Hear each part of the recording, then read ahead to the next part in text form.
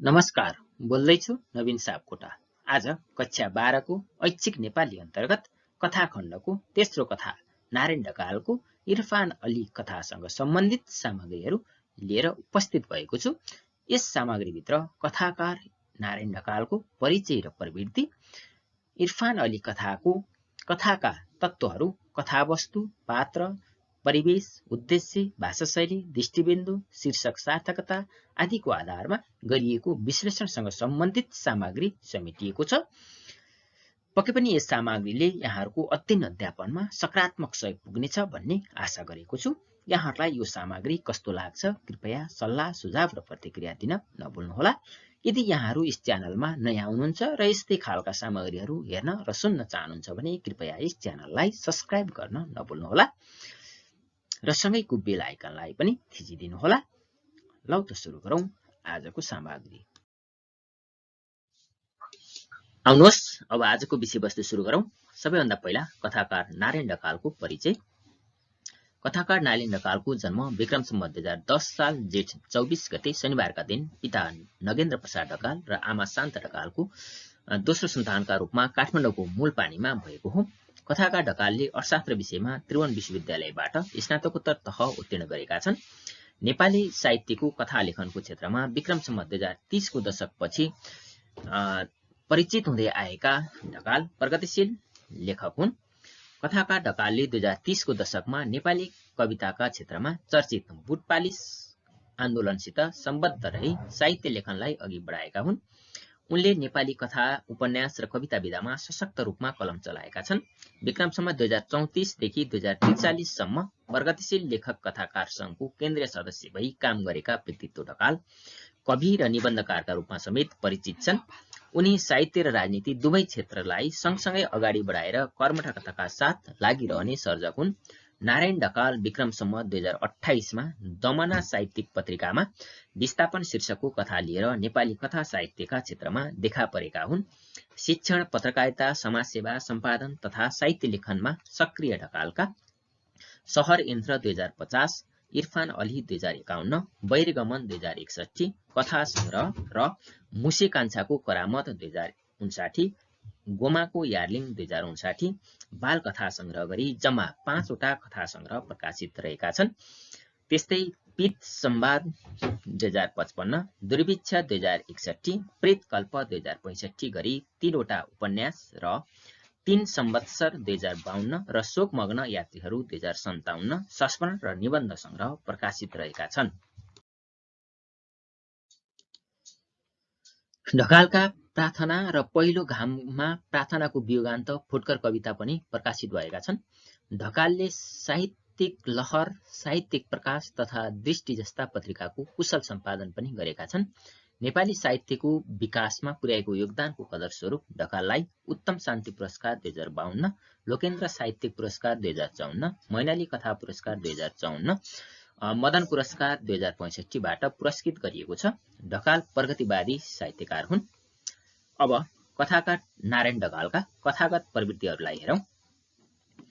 कथाकार नारायण ढकाल नेपाली कथा परम्परामा समसामयिक युगका प्रगतिवादी कथाकार हुन्। ढकाल समाजमा देखा परेका असमानता, अन्याय, सामाजिक भेदभाव र वर्गीय विषमतालाई मुख्य विषय बनाएर कथा लेख्ने गर्दछन्। ऐतिहासिक विकासका क्रममा अर्थको असमान वितरणको कारण विभिन्न वर्गहरूको निर्माण हुने र माथिल्लो वर्गले तल्लो वर्गका मानिसलाई सधैँ दबाएर राख्ने वर्ग सङ्घर्षको धारणा व्यक्त गर्ने कथाकार हुन्।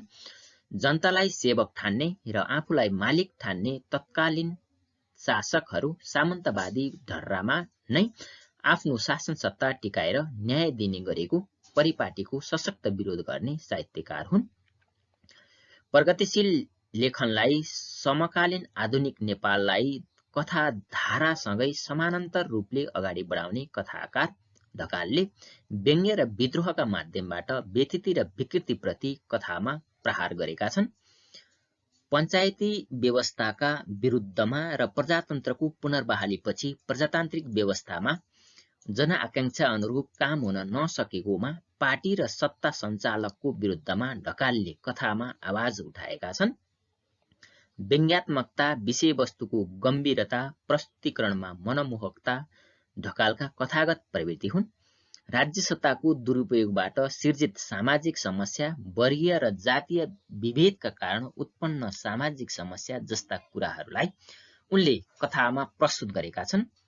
मानवतावाद र वर्गीय चरित्रको ज्ञान, राष्ट्रियता र युगीन चेतनाको प्रकटीकरण उनका कथामा पाइन्छन्। अभाव, पीडा, भोग, रोग, शोक, गरिबी जस्ता समस्याबाट ग्रसित समाजप्रति ढकालले चासो राखेका छन्। उनले निम्नवर्गीय पात्रहरूका अनेकौं समस्याहरूको उठान गरेर सामन्ती सोच भएका व्यक्तिहरूबाट कसरी निम्नवर्गीय पात्रहरू प्रभावित भएका छन् भन्ने कुरा कथामा कारुणिक ढङ्गले प्रस्तुत गर्दछन्। ढकाल छुवाछुत मुक्त समाजको परिकल्पना गर्दै लैङ्गिक विभेद नभएको समतामूलक समाज निर्माणमा जोड दिन्छन्। आलोचनात्मक चेतना तीव्र भएका ढकाल नेपाली समाजमा देखा परेका सामाजिक, राजनीतिक विकृति र विसङ्गतिलाई टपक्क टिपेर यथार्थपरक ढङ्गले कथाका माध्यमबाट प्रस्तुत गर्दछन्।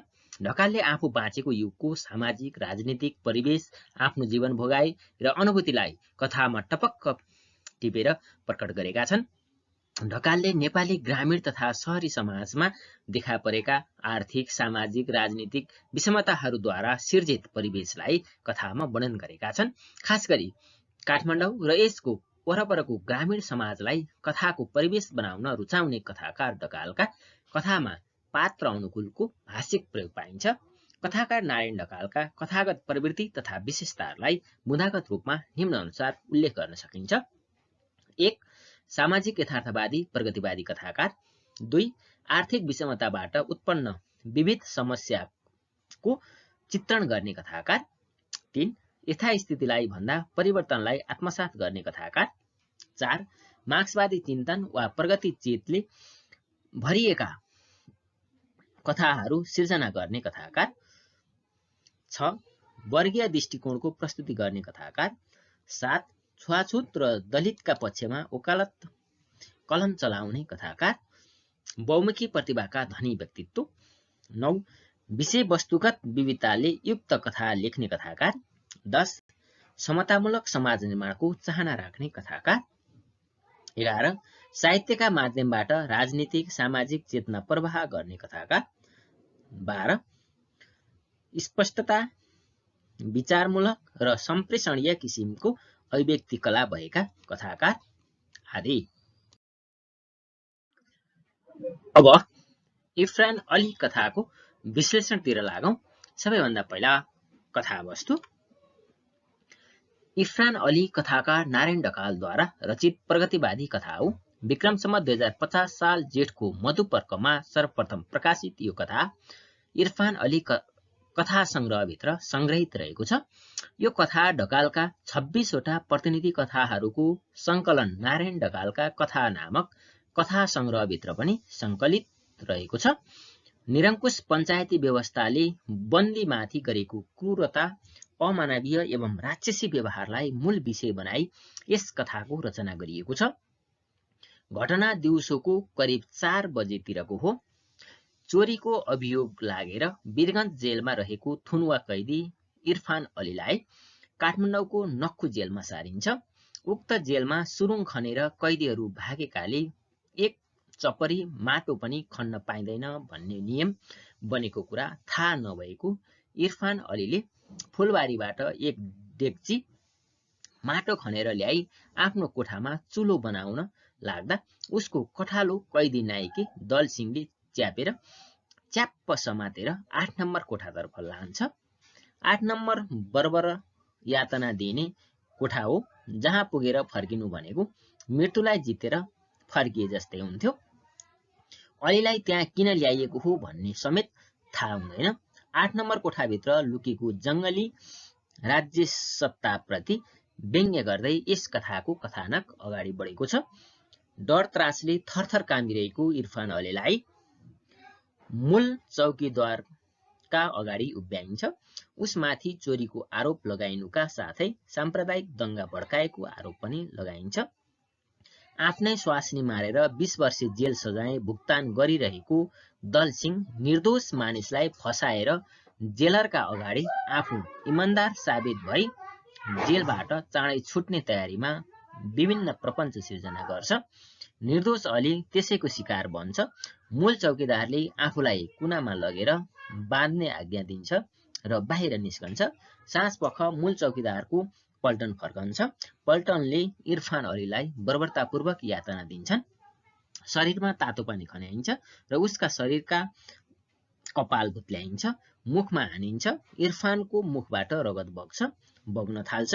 आधा घण्टासम्म निरन्तर यातना दिइन्छ। इरफान अल्लाहलाई पुकार्दै शैतानका हातबाट बचाउन अनुरोध गर्छ। मूल चौकीदार आफूलाई शैतान भनेको भन्ने अनुमान गरेर झन यातनाको प्रक्रिया बढाउँछ। अलीले यसै क्रममा मालिक दया गरी हमर कुछो भूल नैखे भनी बिन्ती गर्छ। चौकीदारले जेलको नियम नमान्ने रण्डीको छोरो भनी गाली गर्छ। पुनः अलीले मालिक हमारा से जे भइल अनजानमा भइल, हमारो कुछ भूल नैखे दया करी भनेर विनम्र भावमा बिन्ती गरे पनि जेलका क्रूर शासकहरूमा कुनै पनि किसिमको दयाभाव देखिँदैन। उसलाई कठोर यातना दिइन्छ। इरफान बोल्न नसक्ने अवस्थामा पुग्छ। उसको मुखबाट निस्केको आवाज समेत सुनिँदैन। इरफानलाई दोस्रो चरणको यातना दिने तयारी गरिन्छ। दोस्रो चरणको यातनामा नङमा पिन घुसाउने, पैतालामा तातो फलामले डाम्ने, उँधो मुन्टो लगाएर झुन्ड्याउने आदि कठोर सजाय दिइन्छ। दोस्रो चरणको यातनामा अली बेजोडले चिच्याउँछ। उसको चित्कार अरू कोठामा समेत सुनिन्छ। विशाल आवाजपछि इरफान अली सदाका लागि बेहोस हुन्छ। त्यस जेलमा मानवीय दयाभावको लेस समेत नभएका शासकहरूले अलीको चित्कारलाई कसैले पनि सुन्दैनन्। त्यस कोठामा उसलाई कठोर यातना दिएर कुटी कुटी मारिन्छ। उसमाथि अराष्ट्रिय तत्त्वको बिल्ला बेराइन्छ।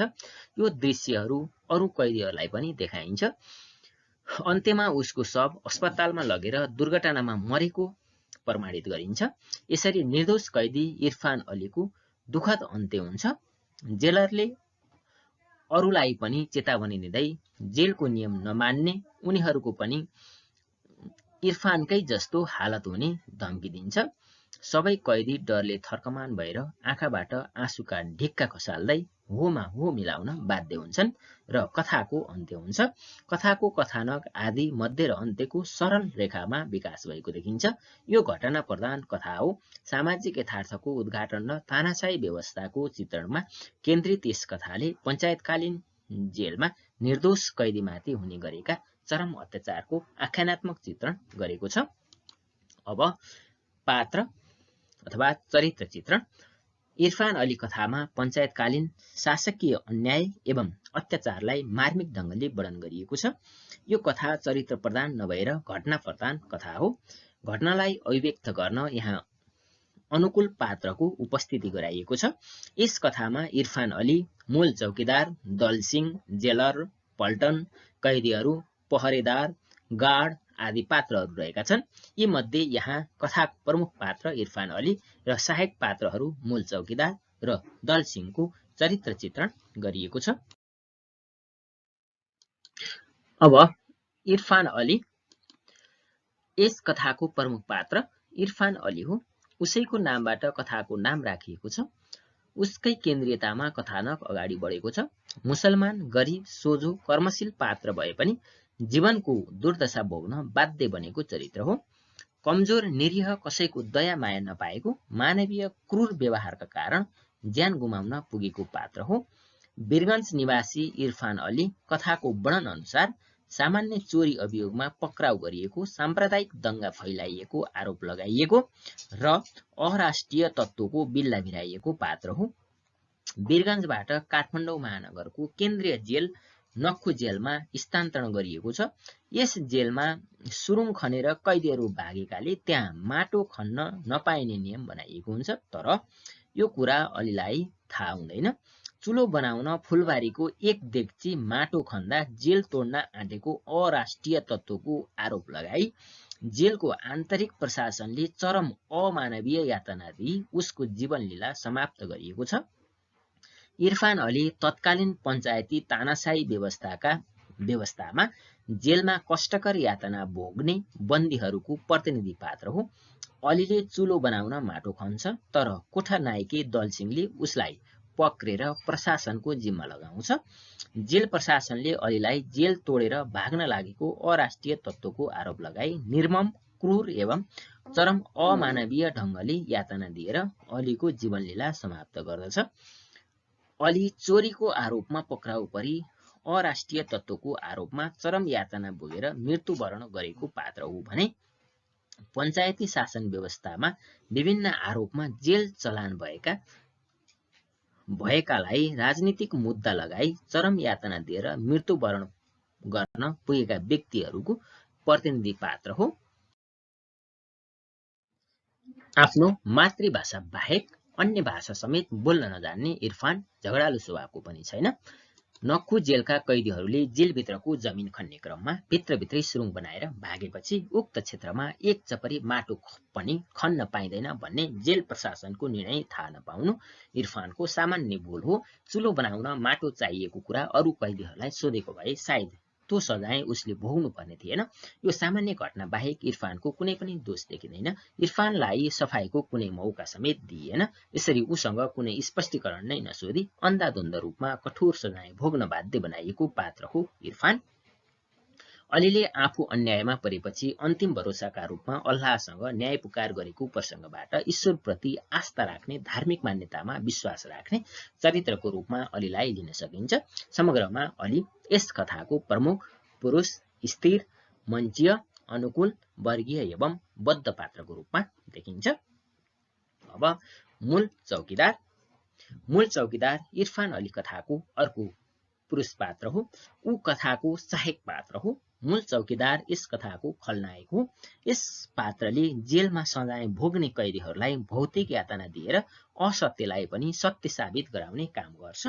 मूल चौकीदार पञ्चायती व्यवस्थाको मतियार चरित्र हो। राज्य व्यवस्थाको आडमा नेपाली जनतालाई अन्याय, अत्याचार र दमन गर्ने असत्य एवं प्रतिकूल चरित्रका रूपमा मूल चौकीदार देखा परेको छ। व्यक्तिगत स्वार्थका निम्ति न्याय अन्याय छुट्याउन नखोज्ने वा सामान्य स्पष्टीकरण समेत लिन नचाहने मूल चौकीदार निरङ्कुश शासनको प्रतीक हो। मूल चौकीदार अरूलाई दुःख, कष्ट र यातना दिई आफू जेल प्रशासनको इमान्दार हेरालो भनेर दलाली गर्ने असत प्रवृत्तिको चरित्र हो। मूल चौकीदार अरूलाई दुःख, कष्ट र यातना दिई आफू जेल प्रशासनको इमान्दार हेरालो भनेर दलाली गर्ने असत प्रवृत्तिको चरित्र हो। ऊ परिवर्तन नचाहने, यथास्थितिमै रमाउने प्रतिकूल, गतिहीन, बद्ध पात्र हो। मूल चौकीदार विवेकहीन, अन्यायी, स्वार्थी, कुटिल, क्रूर, राक्षसी एवं कठोर चरित्र हो। यसले पञ्चायती व्यवस्थाको गोठालो गरेर आफ्नो स्वार्थ पूरा गर्ने र गरिब जनतालाई शोषण गर्ने प्रशासन एवं कर्मचारी वर्गको प्रतिनिधित्व गरेको छ। मानवीय गुण नै गुमाइसकेको यस पात्रको व्यवहारबाट कयौं कैदीहरूले ज्यान गुमाइसकेका छन्। यस कथामा पाठकहरूको आँखामा दुष्ट चरित्र बोकेको निरङ्कुश, शोषक, घमण्डी, क्रूर, व्यभिचारी, अत्याचारी, हत्यारा, सन्की, अबुझ, मूर्ख, लाचारी, निर्दयी एवं कठोर पात्र हो मूल चौकीदार। दलसिंह इरफान अली कथाको सहायक पात्र हो दलसिंह। ऊ चौकीदारको सहायक भएर काम गर्छ। इरफानलाई 8 नम्बर कोठामा पुर्याउने काम दलसिंहले गरेको छ। मूल चौकीदारको आज्ञालाई सिरोपर गरी शासकहरूको निकट बन्न चाहन्छ। शासकहरूको नजिक बन्दा कुनै पद पाइने वा बन्दी जीवन घट्न सक्ने आशाले दलसिंह पनि निकै कठोर बनेको छ। इरफानलाई कठालोमा समातेर 8 नम्बर कोठामा ल्याई मूल चौकीदारको आज्ञा अनुसार इरफानलाई न्वारानको बल निकालेर सजाय दिन्छ। यस दृष्टिले यो पात्र पनि निरङ्कुशताकै प्रतीक हो। शासकहरूको गुलामी गरेर जीविका चलाउन चाहने दासीय मनोवृत्ति भएको दलसिंह यस कथाको सहखल पात्र हो। समग्रमा दलसिंह यस कथाको सहायक पुरुष, प्रतिकूल, मञ्चीय, वर्गीय, बद्ध, सहायक खल पात्र हो। अब परिवेश। इरफान अली कथाको परिवेश सीमित क्षेत्रभित्र रुमलिएको छ। इरफान अली कथाको स्थानगत परिवेश वीरगञ्जदेखि काठमाडौँसम्म रहेको छ। पञ्चायतकालीन नेपालमा जेलभित्र हुने बर्बरतापूर्ण जङ्गली अत्याचार र अन्याय स्वरूप यसको परिस्थितिगत परिवेश हो। इरफान अलीले फुलबारीको माटो खनेको समय दिउँसोको 4 बजेतिरको हो। इरफानलाई सजाय दिने सन्दर्भमा बेलुका साँझ परेको र पल्टनले सजायको चरम अवस्थामा पुर्याउँदा सूर्यले थाहा नपाए पनि चन्द्रमा साँची भएको हुनुपर्छ। राति रक्सी खाएर पल्टन बसेको करिब 11 बजेसम्मको घटना उल्लेख गरिएको छ। चैत महिनाको कुनै पनि बेलुकाको अघिल्लो दिन इरफान अलीलाई वीरगञ्जबाट केन्द्रीय कारागारमा सारिएको। त्यसको भोलिपल्ट इरफानले चुलो बनाउन माटो खनेको प्रसङ्ग र रातभरिको चरम यातनाबाट इरफानको मृत्युपछि फेरि भोलिपल्ट दुर्घटनाबाट मृत्यु भएको प्रमाणित गराउन अलीको लासलाई अस्पताल लगिएको सम्मको घटनाले करिब 3 दिन बराबरको अवधि यस कथाको समयगत परिवेश देखिन्छ। घटनालाई मूर्त बनाउन नक्खु जेल र सुरुङ काण्डको स्मरण गरिएको छ। यसमा जेलको कोठा नम्बर 8 लाई बर्बरतापूर्ण यातना दिने स्थानका रूपमा चित्रण गरिएको छ। रातभरि एउटा निर्दोषलाई कुटी मारेको परिदृश्य, मरिसकेपछि पनि शरीर नङ्ग्याएको अमानवता, निर्दोष कैदीमाथि गरिएको चरम अत्याचार र क्रूरता, अस्पताल लगेर हत्यालाई दुर्घटना प्रमाणित गर्ने परिपाटी आदि सिङ्गो मानव समाजलाई नै व्यङ्ग्य गर्न उपस्थित परिदृश्यहरू यस कथामा परिवेशका रूपमा चित्रित छन्। सुनसान रात, रेडियो सुन्न भेला हुने चौतारी, फुलबारी पनि परिवेशकै रूपमा आएका छन्। यस प्रकार प्रस्तुत कथामा निरङ्कुश शासन व्यवस्थाका दुर्व्यवहार, कैदीलाई यातना दिई हत्या गर्ने प्रवृत्ति, जुनसुकै मुद्दालाई पनि राजनीतिकरण गर्ने परिपाटी, शासकलाई खुसी तुल्याउन जनतालाई पीडा दिने दलालहरूको चरित्र आदि पनि परिवेशगत सन्दर्भका रूपमा आएका छन्। परिवेशका दृष्टिले यो कथा सशक्त रहेको छ। अब उद्देश्य। इरफान अली कथामा एकदलीय निरङ्कुश पञ्चायती तानाशाही व्यवस्थामा बन्दीहरूमाथि प्रशासनबाट गरिने अमानवीय र दुर्व्यवहारको यथार्थलाई उजागर गरिएको छ। तत्कालीन निरङ्कुश पञ्चायती व्यवस्थामा सामान्य मुद्दामा जेल परेका कैदीलाई अनाहकमा भूमिगत राजनीतिक क्रियाकलाप गरेको आरोपमा जेल प्रशासनले दिने चरम अमानवीय यातनाको रेखाचित्र यस कथामा गरिएको छ। पञ्चायती शासन व्यवस्था कतिसम्म क्रूर थियो भन्ने कुराको उजागर गर्नु र त्यस व्यवस्थाका विकृति विसङ्गतिलाई चित्रण गर्नु यस कथाको मुख्य उद्देश्य रहेको छ। चोरीको अभियोगमा पक्राउ गरी वीरगञ्जको जेलमा सजाय भोगिरहेको इरफान अलीलाई काठमाडौँ महानगरको जेलमा स्थानान्तरण गरिएको छ। महानगरको जेल तोडेर कैदीहरू फरार भएको हुँदा त्यहाँ जेलको कम्पाउन्डभित्र कुनै पनि प्रयोगका लागि माटो खन्न निषेध गरिएको छ।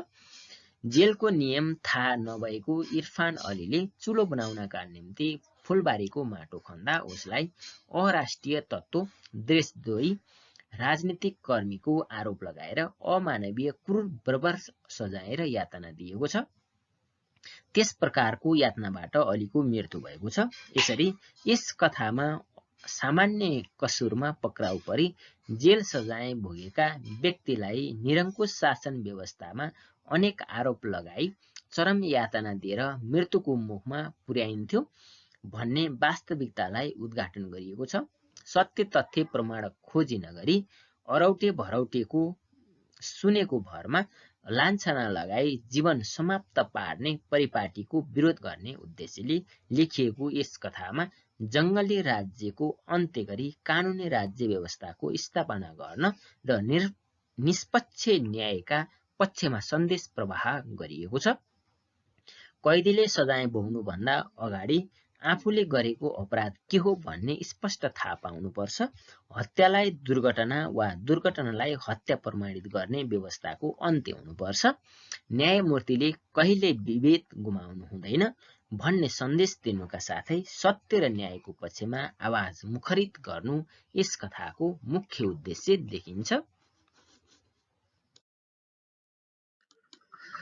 समग्रमा पञ्चायतीकालीन निरङ्कुशताको दबदबाहटलाई वर्तमानका पिँढी समक्ष स्पष्ट पार्नु, निर्दोष व्यक्तिहरूले अनाहकमा सजाय भोग्ने गरेको वास्तविकता देखाउनु, वाक स्वतन्त्रतामाथि लगाइएको बन्देजबारे विरोध गर्नु, सोझा साझा जनताहरू निरङ्कुशताको शिकार बनेको देखाउनु आदि यस कथाका उद्देश्यहरू देखिन्छन्।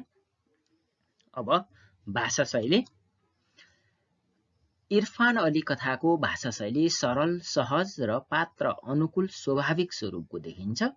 कथाको प्रमुख पात्र इरफान अलीले मातृभाषाको प्रयोग गरेको छ भने कैदी नायिके दल सिंहको भाषा रुखो र अश्लील प्रकृतिको छ। त्यस्तै जेलरले पनि पटक पटक रन्डीको छोरा भनेर गाली गर्ने तल्लो स्तरको भाषा प्रयोग गर्छ।